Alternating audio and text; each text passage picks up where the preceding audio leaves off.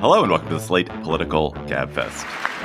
Members of the United States Congress, thank you very much. And to my fellow citizens, America is back.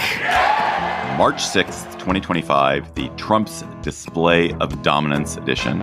I'm David Plotz of CityCast in Washington, D.C., from New Haven, Connecticut, the New York Times Magazine, Yale University's Besieged Law School, Emily Bazelon. Hi. Is that named after Judge Besieged? Only if Judge Besieged is like a billionaire who gave $80 million last week, then they would name it after him. That would be a good name. It could be like capital B, small e, capital S. Yeah. I like that. It's Besiege. From the French Huguenot Besiges. Yes. That is John Dickerson in New York City, the co-anchor of the CBS Evening News and CBS Evening News Plus, which I watched some CBS Evening News Plus this week, John. Enjoyed it a lot. Oh, I'm so glad. I'm liking it. Do you watch the essay at the end? Because if you got an essay idea, I could use one. No, he didn't. But that's all right. We were watching the interview was the last thing we watched. Then we ate dinner. Oh, that's good. There's an essay after that. So next time you can stave off your hunger and sit through one of those. They're only a minute and a half. You'll be fine. Why is the Tic Tac shaped that way? This week on the Gabfest. So I don't know why we're so punchy. Okay, this week on the Gabfest, the president's endless alpha speech to Congress and his will he or won't he game around tariffs. Then the abandonment of Ukraine and its consequences for the world. And then we will discuss a provocative piece in the New York Times about all the ways COVID broke and remade America. Plus, we will have cocktail chatter. This episode is brought to you by LifeLock. During tax season, your personal info travels to a lot of places. Between payroll, your tax consultant, and the IRS. If your W-2 gets exposed, that's just the ticket for identity thieves. That's why LifeLock monitors millions of data points every second. If your identity is stolen, they'll fix it guaranteed or your money back. Don't let identity thieves take you for a ride. Save up to 40% your first year. Visit LifeLock.com/podcast. Terms apply. Hey folks, it's Charles Duhigg, the former host of Slate's advice podcast, How To, and the author of The Power of Habit. I'm teaming up with Slate again for a mini-series based on my latest book, Super Communicators: How to Unlock the Secret Language of Connection. It's a deep dive into how to have better conversations, about the neuroscience behind how we connect with each other, and why the right questions can transform complete strangers into immediate friends. The very first time I did this was at a conference. These were all like C-suite executives. That's the psychologist Nick Epley. He paired all those execs up, and then he told them that they had to ask and answer a really personal question. When's the last time you cried in front of another person? And you could sort of feel the whole room just groan. After 10 minutes, everybody was deep in conversation. I finally get to 20 minutes. A couple of them are hugging each other. It was kind of magical, that moment, actually. Join me, Charles Duhigg, for Super Communicators, wherever you get your podcasts.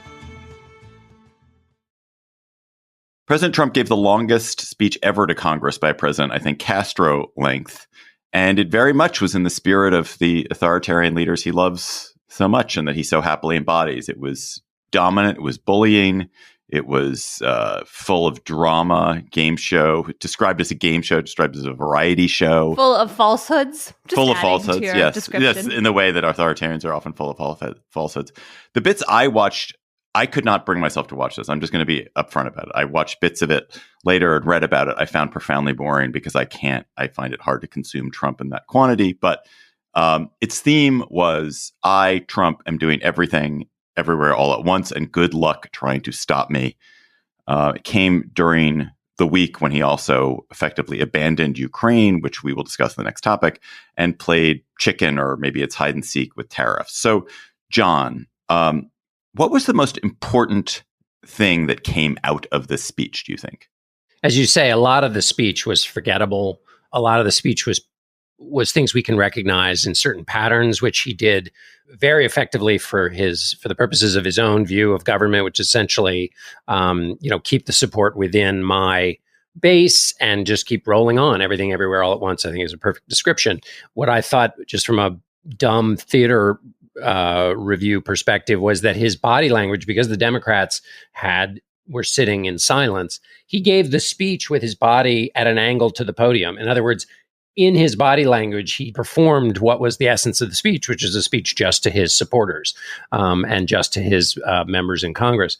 I think one of the most important parts of the speech may be the image that it created of the Democratic Party, which was a party mute and unable to come up with anything in response to him. And some, in fact, perhaps even come up with mockable responses. In other words, it was a dominance play on the public stage, and the dominance that he puts at the center of his presidency was on display. What was useful out of this speech, I think we should run through what it was full of, which is massive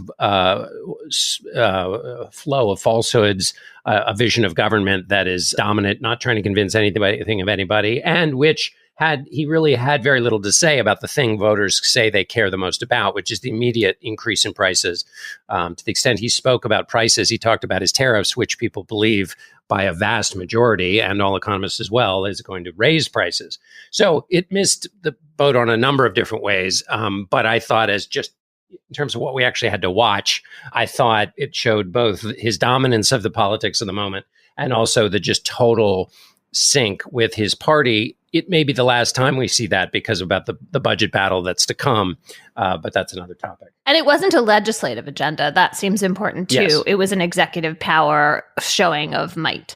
Emily, before we get to some of the specifics about what Trump is doing, piece of this, let us talk about the Democrats. So as John said, the Democrats, there was this moment these moments of heckling by Rep. Al Green of Texas, who was tossed out of the chamber for his heckling. Mr. Green, take your seat. Take your seat, sir. Take your seat. Finding that members continue to engage in willful and concerted disruption of proper decorum, the chair now directs the sergeant-at-arms to restore order. Remove this gentleman from the chamber. But in general, the Democrats seem to have no clear idea of how to respond. There's outrage, but much of the display of outrage appears sort of petulant. Or impotent, maybe is the right term. Yeah, the little paddles seemed kind of timid. Then there was the outburst from Green, which felt like you could understand his frustration, but that was also its own form of narrow casting. And then the Alyssa Slotkin response, she's the Democratic senator from Michigan, seemed very like normal centrist, kind of not of the moment. So the speech, I think, it was designed to do what I think centrist Democrats feel like they need to do, which is to say Trump is ripping you off, and here are all these economic reasons why this isn't going to work out for you guys. But it also didn't feel of the moment. And then have those be the three different responses all at once was like incoherent. It was like all these different things. I guess my question for you guys is, what else can you do? I was taken by the James Carville piece the other day, I think in your New York Times, Emily, where Carville, who's obviously a Democratic strategist of great repute and renown and of long standing, basically said, do nothing. Just wait it out, and literally don't spend any of your energy, don't generate outrage that you can't deliver on, and you just kind of have to lie low, like a kind of a wounded animal. Lie low, wait for your wounds to heal, and they will screw things up. Did that speak to you guys at all? I mean, I just don't see how that works. Like, I understand it in terms of, in Congress, let the Republicans fight with each other over the budget resolution, the reconciliation bill. But people are going to put the mic in front of your face and say, what do you think is happening? Like, does James Carville imagine that they're just going to walk away? I mean, his image in that piece was about rope-a-dope, where you just lie back and let the other person exhaust themselves trying to punch you. So I guess then the script for last night would have been to just sort of go and not hold up the little paddles and not have Al Green have his outburst. And then Alyssa Slotkin, it's fine that her speech doesn't seem resonant with the chaos and insanity of the moment, and like that's okay. Part of the challenge for an opposition party in this moment is as Al Green, one of the things he said is that Trump takes advantage of our civility, which is to say that this is a venue, a State of the Union or joint address to Congress is one that's stacked for the speaker. I mean, the speaker being the president, not the Speaker of the House. The whole thing is aimed and designed even geographically for him. The aisle leads right up to where he will speak. He has, to use Trump's phrase, all the cards in this instance. And so as a minority party, you always lose. Marco Rubio, the Secretary of State, smiling in the front row, was once one of history's great losers as he gave the response to a State of the Union. There is a history. It's like being on the cover of Sports Illustrated before a big game. You always lose afterwards. In the minority party, you have very little you can do. The question is, what little they did do, was it a net benefit or did it harm them? I think what and how to respond to what Donald Trump is doing is a challenge for the courts, for the opposition, for journalists. So the fact that they didn't have anything is probably, that just makes them in the normal. That just makes them normal as much as anything. But I do think that there is something coming in the budget fight, to the extent that there is a system for adjudicating priorities in America. A person who has something to say could stand up and say, this is how we arrange the tax money we have. And is this really the way we want to arrange it, so that the benefits go to this group and that the disadvantages or the people who have been disadvantaged in life don't get a hand up? I mean, this should be a ready moment for an opposition party to make the case of why government should work and their vision of government should work. And so if they had nothing to say during this speech, they should have something to say in the coming weeks. Premise of that all being that we still have a world in which like the money that Congress appropriates gets spent, which at the moment has a question mark. I mean, right. Yeah, there was a somewhat helpful Supreme Court ruling in that direction this week about $1.5 billion of foreign aid that a district court judge had ordered the government to actually pay. This is money that the government was already indebted to pay. So, but I mean, it still feels up for grabs whether these court orders are really going to address all the impounding of funds going on, and then whether the Trump administration will comply if they do. I wanted to switch us over to the tariffs, because I do think the tariffs are part of the same story that's happening, in the sense that the way Trump seems to be behaving with the tariffs, which is reality show. It's like very much like we're waiting 30 days. Oh, you get a car. Your car gets to come in free. The quality of performative tariffs on and off, and the invitation to special pleading, the constant begging of people who come to him and ask for a special exemption, as the car dealers, the car manufacturers clearly did, is all part of what seems to be his MO. And it's so destabilizing, these tariffs, and so confusing for all the businesses that have to deal with them. I have friends who are kind of on the front lines of their company's work on tariffs, and it's just like they're getting yo-yoed back and forth every minute. They're rubber band. They're being flung one direction, another direction. It's really terrible for the economy, and yet he is loving it. But how long, John, can he carry on this game of it's 30 days, you get a 30-day exemption, you get a 30-day exemption. No, we're back on. We're not on. We're going to reciprocate. We're going to add tariffs. Like, how long can that continue before the economy really starts to feel it? So what I think you're asking is a question we've asked in a couple of different ways, which is, when does gravity kick back in? When does either political gravity or economic gravity kick back in? And there's sometimes in Trump's, when you look at Donald Trump, who is one of the greatest gravity-defying politicians, and you think, well, he might find a way to get around this. Gravity-defying in the sense that he tried to overturn the results of an election and nullify 81 million people's votes, and it got him reelected. It didn't eject him from politics forever. It got him reelected. He was the chief birther in the country, and yet that didn't seem to politically hurt him. On the other hand, he denied what COVID was, and was listed by experts who looked at that as a comorbidity. His denial of it and his public statements that it was all going to be okay were obviously totally wrong. So there are instances in which that would be an instance in which gravity kick back in. So in this case, he comes into this speech, consumer confidence is down, consumer spending is down. The Atlanta Fed has a negative 3% projection for GDP for the next quarter. The stock market's wiped away all the gains during his presidency in the 2 days leading up to the tariffs. The economy is not in good shape. People are 77% in our latest poll said they think prices are going up higher than their wages. These are all, in a traditional world, those would be red warning signs for a president. And what he's doing is something that people believe is going to make prices go up even higher.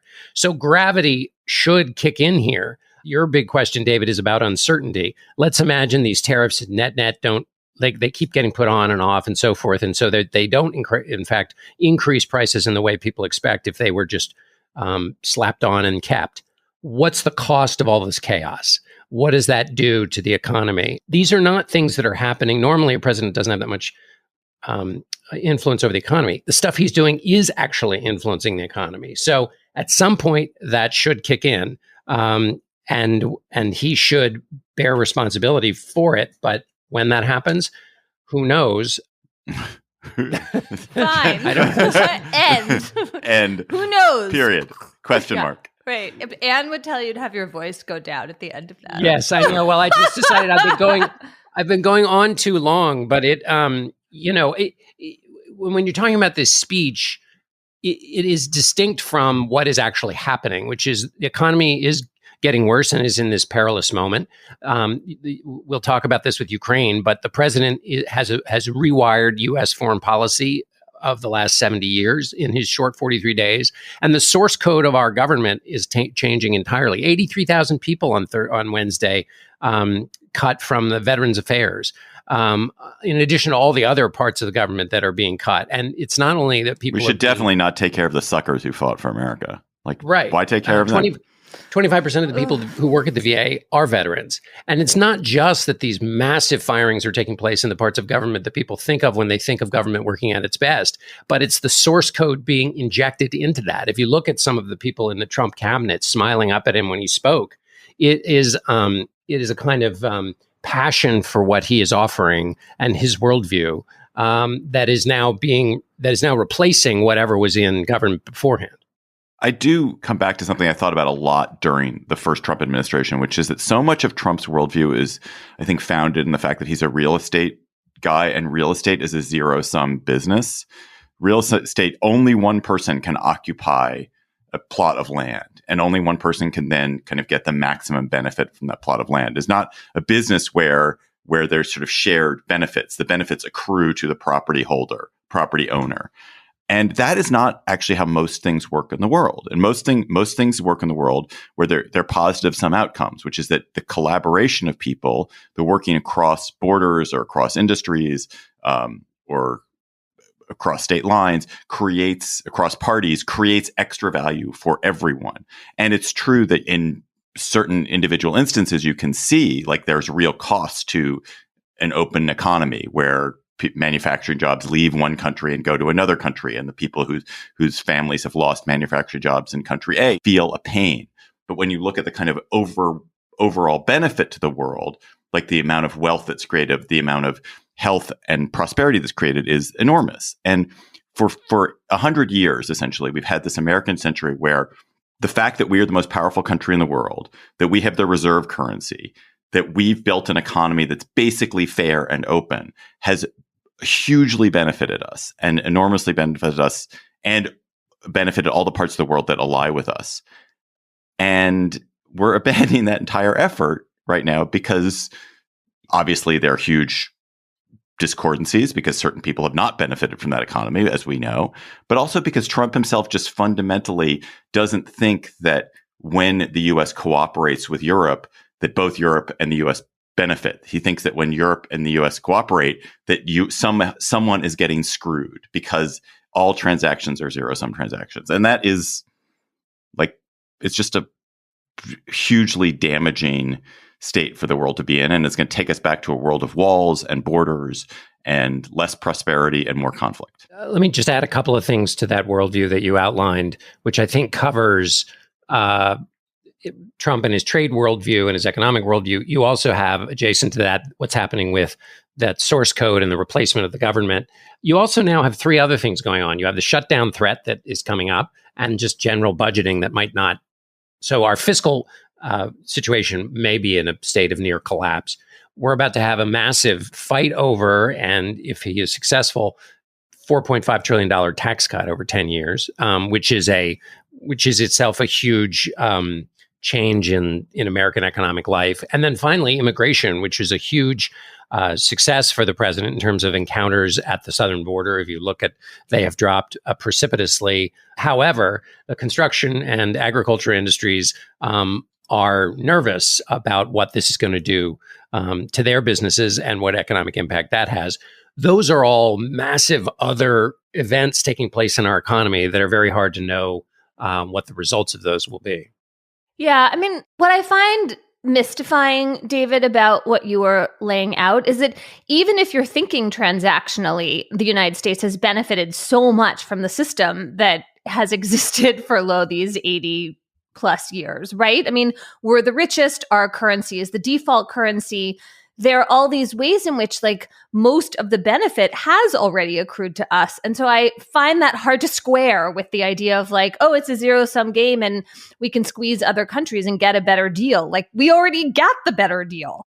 But if you look at it from Trump's perspective, there are ways in which other countries, our small allies, if we squeeze them, we will get an even better deal in the moment, in that instant moment. Yes. But then in the long term, what happens is you alienate Canada, you alienate Mexico. Mexico shifts its focus towards Asia. Canada shifts its focus towards Europe. There's less cooperation on all sorts of things. It ends up costing us a lot in the long term if those broader alliances aren't stable. But in the short term, you actually can, if you impose tariffs on Canada, get Canada to behave in a different way that will marginally benefit the U.S. in a moment. Yeah, and I guess it's that simple, because if you're only president for 4 years, although I know Trump has designs on longer, then the medium to long term is just literally not your problem. So I suppose you're right. Another thing I've been thinking about is whether 80 years is long enough for people to get amnesia about what it was that was so vital to the interests, the well-being of humanity, that led to the transatlantic alliance, that led us to adopt the polio vaccine. But maybe that amount of time is an increment in which people just become careless. They just forget about what it was like before. There isn't an urgency, right? I mean, 80 years, this is how old my parents are, approximately. And so I feel I grew up with stories of what it was like to worry about polio and, some understanding of what things were like in the Depression and the Second World War from my grandparents. But it just feels like we're willing to take huge risks that in order to potentially relearn lessons that we already learned. And maybe it's just too far in the past, though I just find this so defeating. I guess I just don't understand it. Well, when you see the real-time rewriting of history, whether it's who invaded Ukraine or who, I should say, who's responsible for the start of the invasion of Ukraine, or what happened on January 6th, when you can see those rewritten in real time, in part, not just because of the malevolence of the people doing the rewriting who know better and who are doing it for their own selfish aims, but in part also because a lot of the storytellers, including all of us in our business, lack the authority we used to have, sometimes because we traded away the authority we used to have through our own either stupidity or our own bad faith or whatever. If you can rewrite what's happening in front of your eyes right now, then you can rewrite what those old lessons mean. Or those old lessons just don't mean as much because, nothing is really true anymore anyway. And so it all goes up for grabs. So I feel like when we see the current history being rewritten, it means the past can be rewritten just as easily. That's a dark and true point. Slate cares about bringing you the critical reporting and analysis about the extensive layoffs happening throughout the federal government. Slate's been bringing you the latest stories on what it means for federal workers and departments that have been affected. And often, Slate readers have heard from these workers themselves about what it's like to be working in an office where there's huge government uproar. We know how critical access to this type of journalism is, so Slate is offering Slate Plus memberships to any current or former federal government employees who have been affected by these layoffs for the next 6 months. With your Slate Plus membership, you'll also receive unlimited access to any and all coverage about the latest in news and culture and advice columns, of course, across slate.com and our podcasts. Head to slate.com/fed-plus to learn more. This episode of the Gabfest is sponsored by Bombas. The most important part of your spring cleaning routine is your sock drawer. Yeah, you heard that right. It's time to ditch any mismatched tired pairs and refresh your collection with some fresh Bombas. I love my Bombas socks. When I look in my sock drawer and I don't see a clean pair of Bombas, I have 6 pairs. And when I don't see one of them clean, I get a little bit sad. My Bombas are my go-to socks for working out. They're my go-to socks for shuffling around the house and working. They're so comfortable. They have a kind of cling to my foot that I love, but they're also really airy. And that's a magical combination. And what goes with new socks? Fresh t-shirts, waterproof slides, and buttery soft underwear. Bombas makes all that too. And the best part is for every pair you purchase, Bombas donates another pair to someone facing homelessness. Bombas is going international. Enjoy worldwide shipping to over 200 countries. Head over to bombas.com/political and use code political for 20% off your first purchase. That's bombas.com/political, code political for 20% off your first purchase. bombas.com/political and use code political. This episode of the Gabfest is sponsored by Found. When you're a small business owner, having your bookkeeping and taxes in order comes at a cost. It's not only your money, it's your time, hours and hours that you could have spent actually growing your business. But it doesn't have to be that way, thanks to Found. Found is a banking platform that doesn't just consolidate your financial ecosystem. Found automates manual activities like expense tracking and finding tax write-offs. Found makes staying on top of invoices and payments so easy. And small businesses are loving Found. This Found user said, Found is going to save me so much headache. It makes everything so much easier. Expenses, income, profits, taxes, invoices even. And Found has 30,000 5-star reviews just like this. Don't put this one off. Join thousands of small business owners who have streamlined their finances with Found. Open a Found account for free at found.com/Gabfest. Found is a financial technology company, not a bank. Banking services are provided by Piermont Bank, member FDIC. This episode is sponsored by BetterHelp. Think about your favorite leaders, mentors, and idols. They don't have all the answers, but they do know when to ask questions or seek support from their community. In a society that glorifies hyper-independence, it's easy to forget that we're all better when we have a support system behind us. Therapy can be a source of support for any area of your life. So if you're thinking of starting therapy, give BetterHelp a try. BetterHelp is fully online, making therapy more accessible, affordable, and convenient. BetterHelp has a diverse network of more than 30,000 credentialed therapists with a wide range of specialties. You'll just fill out a brief questionnaire to get matched with a licensed therapist. And if you feel like your matched therapist isn't the right one for you, you can easily switch therapists anytime at no extra cost. Build your support system with BetterHelp. Visit betterhelp.com/Gabfest today to get 10% off your first month. That's BetterHelp, HELP.com/Gabfest. So we're about a week out from the unsettling, to me, spectacle of the president and vice president dressing down Ukraine's President Zelensky at the White House in front of cameras, which was followed by a series of betrayals of the Ukrainians. We've stopped sharing intelligence with them. We've stopped military aid to them. This, of course, continues the general disassociation from the Ukrainians that President Trump has pushed. He's, of course, called Vladimir Zelensky a dictator. He has more or less aligned with Russia's views on how the war started and how the war should end. And Russia is clearly delighted. And Russia is now saying officially that Trump is more or less endorsing the Russian view of the conflict. So, Emily, Trump's apologists say, oh, he's just speaking reality and making Ukraine face the fact that they need to end the war. And this is just going to compel an end to a war that's in a terrible stalemate that's costing thousands upon thousands of lives and doing no one any benefit. It's just going to compel that war to end quicker. So what's the problem with Trump's argument there? I mean, first of all, does that actually what he believes? I'm not sure what he believes.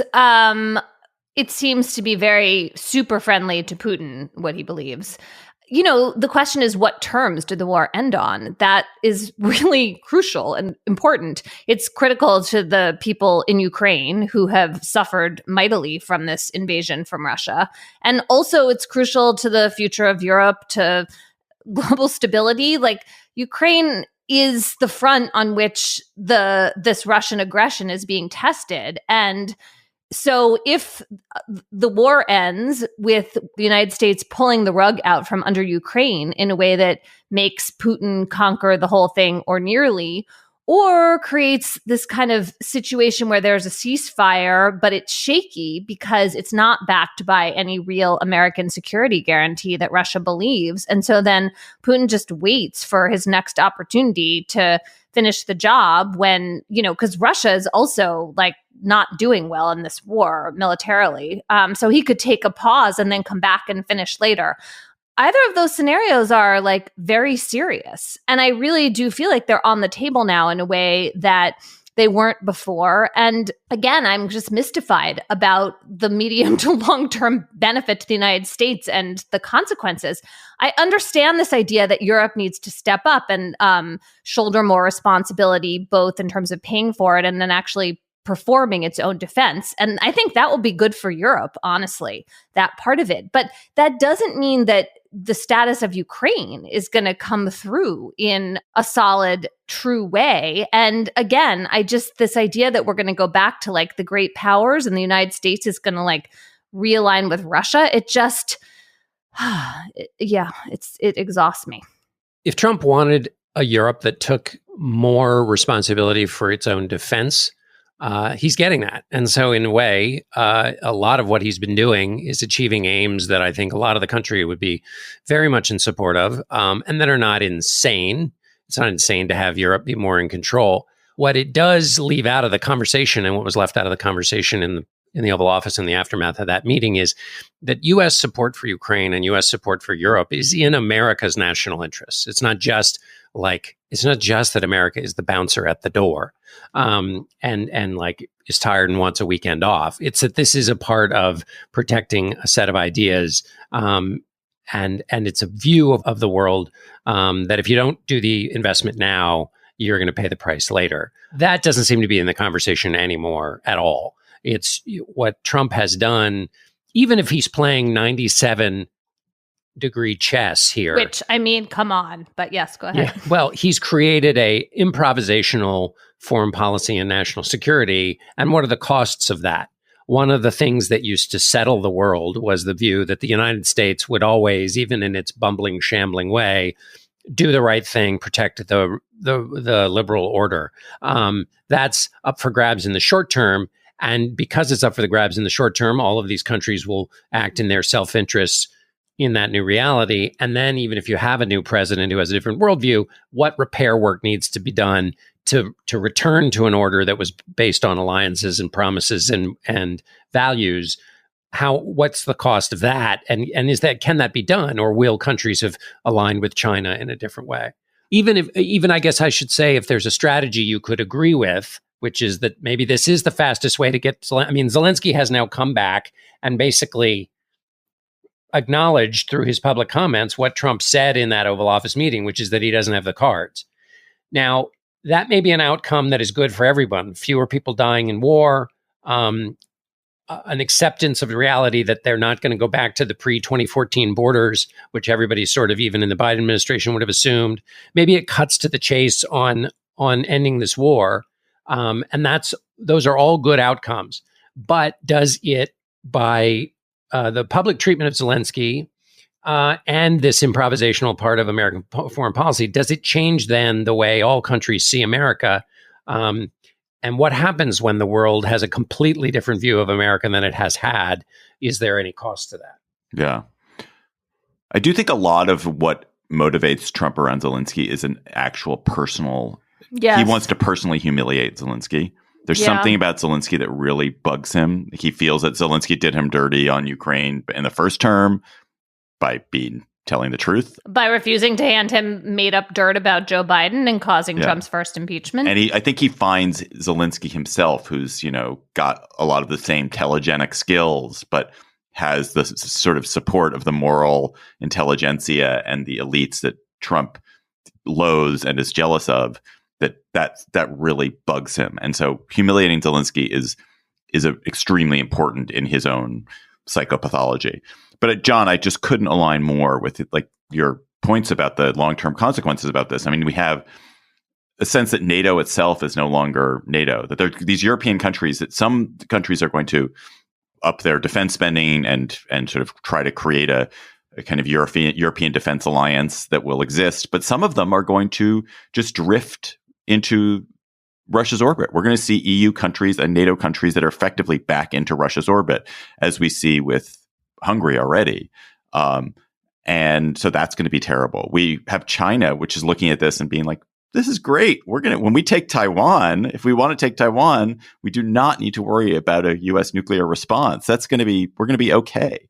And in general, I think there's a sense probably in the whole world that America's word is no longer to be trusted, like that mutual aid is no longer something that you can rely on from the United States, that doing them a favor and then expecting them to help you in return is just not there, that the U.S. is going to act in sort of its interest of power and graspingness. And again, this goes back to sort of the zero-sum question we were talking about in the last topic, but all that mutual defense and the U.S. being an umbrella for the world, a defensive umbrella for the world, was very costly. It's been very costly to the U.S. Like, we've lost lives and we've lost, spent lots of money on it. But it's also been incredibly good for the world and overwhelmingly good for the U.S. And for it to be lost is just puts us in a world of, a world we haven't seen, a world none of us has ever lived in, a world, as you said, Emily, it's a pre-World War II. It's almost a pre-World War I kind of world that we're back in, except now that the weapons are a lot deadlier. Well, one of the big questions domestically and internationally with Trump is what's the theory behind all of this massive upending of the ways that things were done? Is there a theory behind it that A, inspires the actions taking place, and that B, then would be the new set of rules for the new world, domestically and internationally? Or is it very simple between what Musk is doing and what Trump is doing, which is basically, I want to break the things that my enemies like, whether it's NATO or not liking Putin or the Department of Education or just generally the idea that government has people in it who work for the good of the country and are patriots too, but they just serve differently. And that basically the sound of the things breaking is what's delightful. If that is the through line, if that's what's behind all of this, and we won't know until it all shakes out, that seems to me to be the most dire prospect for the future. Oh my God, John. Yeah, I mean, I think it's the theory of the protection racket, right? It's the international version of you pay $1 million and you get to have dinner at Mar-a-Lago and plead your special case. And then you see if the kissing of the ring accomplishes what you need for your little country or your company or personally. And that's how it works. It's so corrupting. It's so corrupting for everybody. But actually, your point, John, I think the protection racket is slightly different than the pleasure in breaking things. I guess maybe you can have both of them at the same time, because the amount of joy that Trump and his allies seem to be taking in the destruction of things that people like me thought were norms, or people like me thought were institutions that were pretty stable, is unsettling. And it's more than just we have a policy aim here. There's actual pleasure in violence. It's not impossible that you could both take pleasure in breaking up the old way of doing things and have a more stable world afterwards. But that's not yet in evidence. I mean, it will be a more stable world if they're not killing each other in Ukraine, but that stability might come at the cost of the Ukrainians' land and sense of self-respect. And also, what are the rules then for the world afterwards with respect to, as you said, to China and Taiwan, but also Russia? Because the strength of those rules used to be what kept people from stepping over the line. And the idea that a country through power can redraw the boundaries of its own country and the boundaries of another country used to be something that was basically inviolate, at least in theory. I mean, obviously the United States has a pockmarked history, but it's much more up for grabs now, it seems, than it ever has been. And appeasement has a bad history from the 1930s. Like, we know what that looked like in Europe then, and it did not end well. I mean, I listen to a lot of podcasts about ancient battles and about, Genghis Khan and Alexander the Great and things like that. And a lot of what we hear is some fight the powerful force, and some are just like, I'm going to appease, I'm going to pay tribute, I'm going to give, the weight of Alexander in gold and diamonds and silver, whatever it takes for them not to sack me. And it's a very different kind of world to live in when you're paying off people to protect your city. I don't know if you guys read this, but there was an amazing story in the Times this week. It's definitely the most interesting thing I read this week about the way in which the war has become a drone war. And 80% of casualties in Ukraine are now caused by drones, both directions. The expensive equipment that we've been, giving to the Ukrainians and the Russians have been deploying has almost become useless, because the expensive equipment, it's very powerful. Your tank is very powerful, but if your tank can be destroyed by 3 or 4 $300 drones, your $100 million tank can be destroyed by drones that cost, a millionth of it. That's not a very good weapon to have. And the battle has become, rather than sort of masses of troops, it's almost like individual exchanges between a remote piece of equipment, a drone, and an individual soldier. And it's this one-on-one fight, and it's so unsettling. It's so the war of the future. It is so not what I understood warfare to be. It also tells you, like, the military that we've built has nothing to do with whatever is happening out here. Like, we definitely are going to, whatever war the United States fights next, it's going to have to be fought in a totally different way than what we thought. We're in this period. It's like the period after. Between kind of the Napoleonic Wars and then the wars of the late 19th century, where trench warfare and automated weapons and rifled weapons become dominant, and the killing becomes industrial scale. Like, we're at that. This is a shift of that level, and we're just seeing it unfold in Ukraine. It's just a fascinating article. There is a trench warfare aspect of it, because I gather to control the drones or whatever, you have to be in sufficient proximity, but you basically have to go into the trench at a very specific window of time so that the drones can't see you and come after you. And then you have to stay in the trench until your window opens up again. It did feel like the opening scene to some apocalyptic movie about the war to come between machines. It's like a Black Mirror episode. Except thousands of people are actually dying. This episode of the Gabfest is sponsored by Up First from NPR. If you're constantly doom scrolling on Facebook, X, and TikTok, you might need a break from the news fatigue. Up First can free you from the all-day scroll and tell you everything you need to know in an easy 15 minutes. NPR's Up First provides the top 3 news stories to start your day in digestible 10 to 15-minute episodes. It's all the news you need so you can get back to your day feeling informed while preserving your sanity. Up First short format makes it easy to catch up on what's happening while you're making breakfast or getting ready for work. And each episode has the 1-2 punch of being both short and thorough, national and international, fact-based and personal. With Up First, you can start your day a little more in the know than when you went to sleep. Listen now to the Up First podcast from NPR. Planned Parenthood Federation of America exists so that all people can get access to the sexual and reproductive care and education they need to make informed decisions about their health. More than 2 million patients a year rely on the services Planned Parenthood health centers provide, like STI testing and treatment, birth control, gender-affirming care, abortion, cancer screenings, and so much more. Right now, all across the country, reproductive health care and rights are under attack from public officials who are out of step with the will of the vast majority of Americans. The constitutional right to abortion, control of our bodies, and the health care we need has been stolen from us. And now politicians in 47 states, yes, 47, have introduced bills that would block people from getting the sexual and reproductive care they need. Planned Parenthood knows that equitable access to health care, including safe, legal abortion, is a human right. Right now, Planned Parenthood needs your help to protect access to health care. Donate today by visiting PlannedParenthood.org/protect.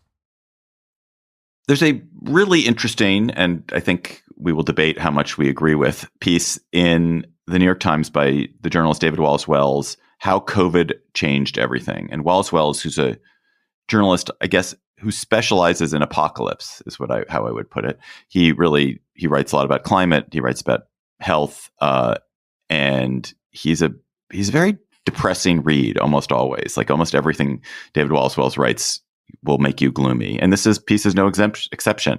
And his argument is that that COVID, more than maybe we've recognized, has been the accelerant or cause of just monumental shifts in the nature of politics, in the nature of humanity, in the nature of how great powers react to each other, in the nature of how people consume media. He says it's made us all hyper-individualists. It's caused social Darwinism. It broke faith in public health. It damaged a generation of children. It turned a generation of children to the right. It doomed Biden. It changed the geography of work. It saddled us with debt. It untethered happiness from economic growth. So we've had economic growth, but unhappiness has accompanied it, which is unusual. It reshaped the border. It shattered cities with crime. He basically says that the COVID and the COVID crisis reshaped the world, and we haven't begun to grapple with how vastly it's reshaped the world. So, Emily, I think this article maybe annoyed you more than it annoyed me. So, what bothered you about this thesis? I mean, I think the idea of this profound effect and dislocation feels true to me. It rings true, and it seems important to recognize. What I found difficult about the argument is that at this point, you can point out the effects, but then not quite say why you think they occurred. And I felt like this piece was tilting toward the very Blue America view that the problem was that people didn't prevent enough death and didn't sacrifice enough, and not recognizing that at least after the vaccines, there was a kind of also huge effect from the continuing restrictions. And, because the part of this that obsesses me is the kids, I noticed in that part that Wallace Wells was emphasizing the deaths of 1,600 kids in the U.S., which of course is tragic. But I felt like then kind of minimizing all of the other kinds of loss that kids suffered. Did it even mention the learning loss as a result of COVID? I mean, it sort of very lightly glossed that and didn't point out that, at least in the US, the studies show that the kids in schools that stayed closed longer had more learning loss and more blight, which I think is really important for understanding how people think about COVID now. And then the other thing is that we also don't know that those deaths were caused because school was open. That also is kind of unaddressed. So I found that part of it to be a kind of tell about where the blame lies, even though I didn't feel like the piece quite came out and said it. Yeah, that it was excessively deterministic about, obviously the pandemic was transformative, but the complexities of America's society were roiling before that. And so some things were exacerbated, some things were sped up. The way the argument was presented, it was the single cause of all of these things, which I don't think is true. I feel like you guys are being, sorry, John, interrupt, but we're better when we interrupt because we're now a nation of hyper individuals, according to David Wallace Wells. If we are saying, did COVID cause everything that he lists on this? Obviously, COVID is not the sole cause of any of it. I had never seen put together all these different things that have happened in American life, all of which I think he identifies pretty accurately. All of the things that he defines as phenomena, as, that cities were damaged, that the geography of work has changed, that happiness is different, the right-wing media ecosystem, all of these things, and connecting them to the ways in which COVID was an accelerant seems to me like a really important point. Well, accelerant is different than cause of.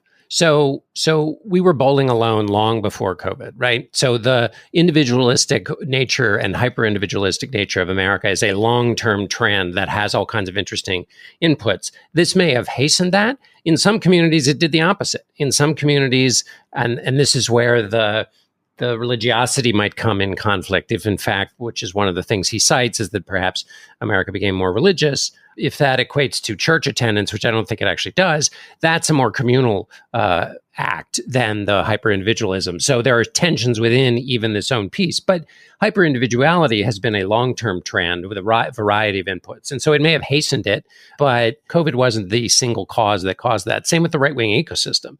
The right-wing ecosystem started essentially back in the days of Rush Limbaugh. We saw it in full flower in 2016. This, of course, created some different nodes of that. I find one of the most compelling things about the piece is the idea that we're living in the branch of history created by COVID. I think that can still be possible, even if all the things listed underneath are not the result of COVID. It's clear that it had a major impact, but the thirst for the explanation of the kinds of impact it had, which are undoubtedly quite complex, was a thirst I felt was not slaked by the idea that it was causing all of these things. I mean, I'll also go for the branch of history. That's why I started out by saying I think that it largely rings true, and I thought the connections were really valuable. I just want a kind of even-handed, clear-sighted thinking about how both Blue World and Red World responded and what the problems were on both sides, instead of the assumption that the Blue World response was better and the Republicans blew this, because I just don't think that's fair. I guess I didn't read it and come away with that conclusion. I suppose I wasn't reading it with like who tick mark one for red, tick mark one for blue, and then adding them up. I didn't even think that point about the 1,600 kids, like it's like a mention in passing. It's in no sense like something he lingered on. It's like one line somewhere.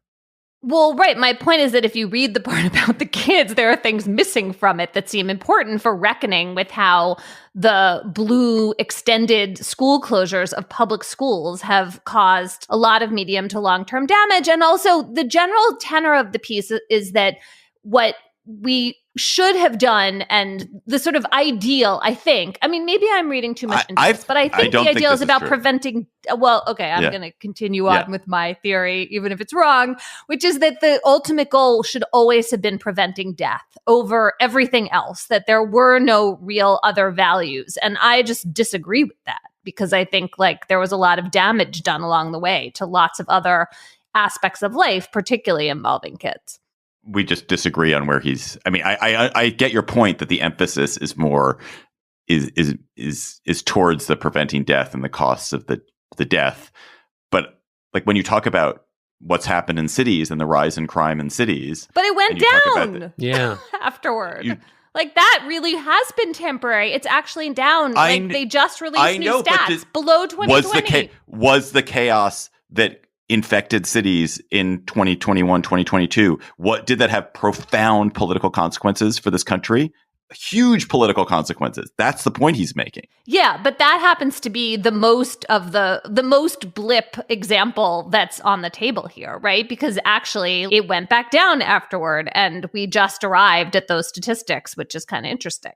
I mean, it's really hard. Like, we're writing it. He wrote this story in the first month of the Trump administration, which is probably the most consequential shift in presidential power that we've lived through. It feels like it's going to be. And the most consequential shift in America's relationship with the world in our lifetime, possibly. So attempting to disaggregate all the things that are happening with Trumpism and all the things that are happening with sort of the global world, what's happened in Russia, what's happened in China from COVID it's a fool's game. You can't. They're all intertwined. And I think that's a point you were making a minute ago, John. Like these things are all together.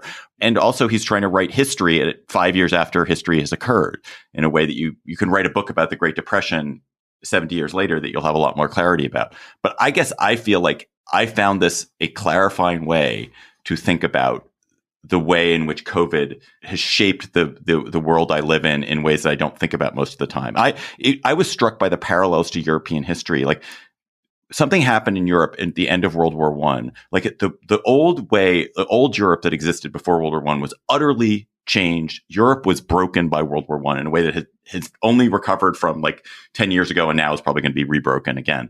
But I feel like that what has happened to the United States is kind of on par with what happened to Europe in World War I. And I'm trying to understand why it has happened. Why have the trust in institutions? Why has all this faith happened? Why has the amount of death caused both disillusionment and terror and fear. Why has the political system fallen apart in the way that, again, it happened in Europe after World War I? I'm like, oh, this is a reason that is like really, really profound. And I'm not saying we wouldn't have sort of Trumpist tendencies or kind of isolationist tendencies absent COVID, but I found this like a really powerful heuristic for thinking about why it has become so acute and happens so quickly, and the breakage to the society that I thought I lived in is so profound. Totally fair. If you look at 9/11 and then the war on terrorism period and what that did to a whole portion of the country in terms of breaking faith with institutions and its government, and just the concept that people in charge are telling you things that just ain't so.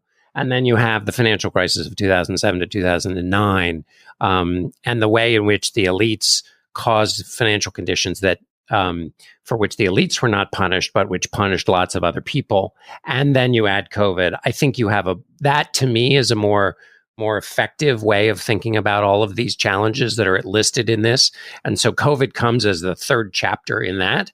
And so no doubt that chapter has action and there are players involved and things that happen. But I don't know that that the story is only in the third chapter. That's I guess fair. That's my fair. feeling. I hear that also seems right. I think I'm going to agree with both of you. And I mean, and also in this kind of piece, you want to do what he does, which is state a really bold, provocative thesis. But it could have, some parts of it feel more. The idea that it changed work undoubtedly is true, and that has less to do with the war on terror and the financial crisis, right? The fact that people physically had to be work from home, they reevaluated what gave their lives meaning. Now there's a battle of who comes back and who. That seems to be you can locate that really in COVID in a way that some of the others is just it's drawn too starkly, and therefore is hard to like, the idea that the public health system was broken by this. It was stressed. There was certainly more skepticism in parts of the country than there used to be. But I mean, a vaccine was created in record time. It was distributed and put in the arms of lots and lots and lots of people. And lots of people have now a new pattern of behavior to get the COVID shot every year. That suggests a muddled outcome, maybe, but not a brokenness. I mean, a brokenness would be people selling blood on the streets. So it's just over torqued in some places, which I think reduces the overall benefit of the heuristic. Selling blood on the streets, who would buy it? Like, what would that market be? Just wait. I don't know. I was just, I was trying to think of what a truly broken public health system. Again, there's no doubt that Robert F. Kennedy Jr., who has support from both the left and the right, would not be in the job he is in were it not for COVID. On the other hand, when Donald Trump says 1 in 34 kids is diagnosed with autism, if that was the number, and that number is right, then that's something else that's going on outside of the pandemic that has given rise to a skepticism about public health that inspires support for RFK Jr. and what he's talking about. That has nothing to do with the pandemic. So I'm interested in both of those things existing, not the idea that one was determinative of the outcome we have. Bold thesis always means that you're stretching, right? Like that's the more you go for the unicause, the harder it is to defend. That's how this all goes. Let's go to cocktail chatter. Emily Bazelon, you'll be expounding on some extremely bold thesis, no doubt, to your New Haven cocktail party chums. What will you be talking to them about? I mean, this is not really my best foot forward for actually entertaining anyone at a cocktail party. However, I do have to note that this week the Trump administration dropped the lawsuit that was challenging an abortion ban in Idaho, which other states like Texas have a version of, that makes it impossible to get emergency treatment unless you're actually about to die. This is a law in Idaho that's caused women having complications from pregnancy to be fairly regularly airlifted out of Idaho so that they don't have really serious consequences to their health or fertility going forward. And the idea that kind of care is not necessary under federal law I mean, it defers to the states, and in that sense, it's consistent with Trump's position in the election. But it leaves a group of women who have terrible things happen, often toward the end of a wanted pregnancy. It leaves them incredibly vulnerable in multiple states. John Dickerson, what is your chatter? My chatter is about something I did an essay on last week, and I meant to chatter about it last week, and I didn't, but I think it still survives, which is these fantastic photographs that were found abandoned in San Francisco. And essentially what was found was pages of color slides and then 75 canisters of unprocessed film. And in the pages of color slides, what they found is pictures of San Francisco in the 60s and 70s during the ferment and height of some of the most, crazy change in America, both in youth culture, civil rights, anti-war protests, feminism, music, drug use. And these photographs captured that in a super intimate way. I mean, everything from a picture of a little kid with a painted face in a street protest to Bob Weir of the Grateful Dead, or Muhammad Ali, or Stokely Carmichael, all of these really beautifully taken photographs. And so the question was, who took the photographs? And they have no idea. And so this photographer, Bill Dalzell, who's a San Francisco photographer, is trying to find who the photographer was. The photographs and the canisters of undeveloped film were abandoned in I believe in a storage shed in like a garbage bag. And so he has put together a GoFundMe and is basically trying to find who this is. And in the course of that search process, he contacted a friend of his who grew up in San Francisco and was telling the story of trying to find the photographer. And so this woman said, "Oh, send me the pictures. Maybe I'll notice based on what were the pictures that were taken or the marches that were covered, who took these photographs." And as she was looking through the small number of photographs that were printed, she saw herself as a little kid marching in one of the protests. So the great mystery continues to find out who took these. But to me, what struck me was not only the pictures draw you into this amazing moment in American history, but when you think about the photographer, it made me think about the photographer in a different way than I do normally with photographs, which is like, was this some young person who, was a young man who went off to the Vietnam War and didn't return? Was it a young woman who was, engaging in some of the freedoms that were now available to young women that kind of weren't, to be in these protests and to be in this moment of history? Was it a journalist who stopped working? Was it somebody who just moved on and had some other life? It just was one of my favorite things, which is just like this hidden mystery. Check it out. We'll put a link in the show notes. Love mysteries. That's one of my all-time favorite John Dickerson chatters. That was awesome. Oh, good. I'm glad. And if you look at the photographs, man, they're so good. Now we're gonna. Yeah. Timothy Leary, Janis Joplin, but mostly just like the people. Wow. Amazing. Someone wrote into Slate this week saying I have to stop log rolling for my own businesses, but and yet, sorry. You're like President Trump. You just believe your own job approval ratings. Exactly. It's one person. Anyway, I just wanted to note two things that I'm going to be at this week. One, on Saturday, if you're in Denver, CityCast Denver is putting on a big event, a big fair called Heyday. And so heydaydenver.com. I'll see you there if you can make it. Heydaydenver.com. And then also on next Tuesday, the 11th of March, I will be at the Cleveland Park Library here in DC talking with Amanda Ripley about local news and the future of local news. So join us there, Cleveland Park Library, on March 11th. My chatter is the always delightful Matt Levine, who writes great finance column newsletter for Bloomberg, has a piece about an incredible episode of chicanery in Texas where the Texas lottery. So there's a Texas lottery and not that many people play it and it's rarely won. And there are 25 million numbers in the Texas lottery. So you can pick one of 25 million numbers. And at some point, the value of the Texas lottery reached about $60 million. And so the value of the actual win was greater than what it would cost to play all the numbers. But of course, it's impossible for anyone to buy all 25 million numbers. Like you just can't buy all 25 million. You can't go into a convenience store and say, like, I want number 111112 2, 111113, you can't do it. It's just not physically possible. But a gambling technology outfit in Malta seems to have figured out, we can hack this. Oh my God. The problem is that what they did is that they went to the Texas lottery officials and said, can you give us a bunch of machines so that we can hack this? And Texas lottery officials should have been like, no, you can't have these machines. That's cheating. That's cheating all the individuals who are playing on their own, who are just like doing this by themselves. But no, the Texas lottery officials gives them a bunch of machines so they can then print 25 million lottery tickets for this one lottery and then guarantee they would win the jackpot. It's outrageous. And anyway, it's a story about the Texas lottery officials who approved this transfer of the technology to these Maltese gambling syndicate, and they're in trouble now. So it's really interesting.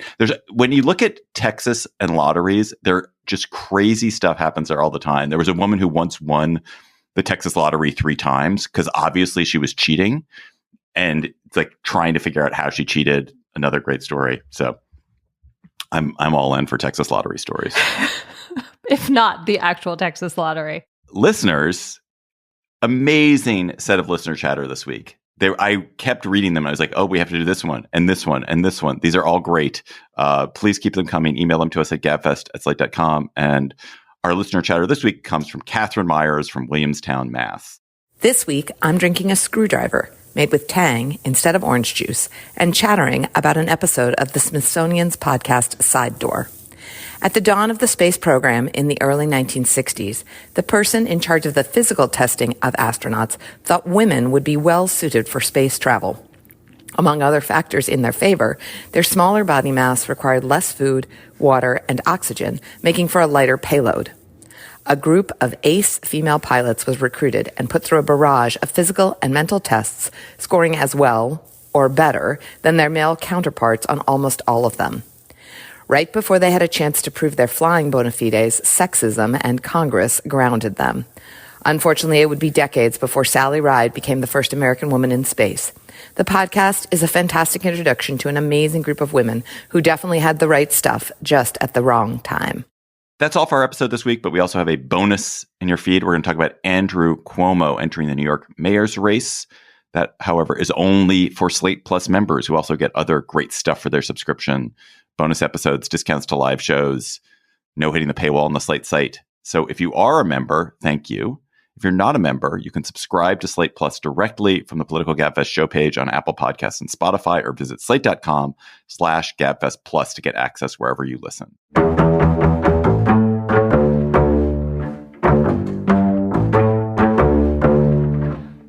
That's our show for today. Our researcher is Emily Ditto. Our theme music is by They Might Be Giants. Ben Richmond is Senior Director for Podcast Operations. For Emily Bazelon and John Dickerson, I'm David Plotz. Thanks for listening. We'll talk to you next week.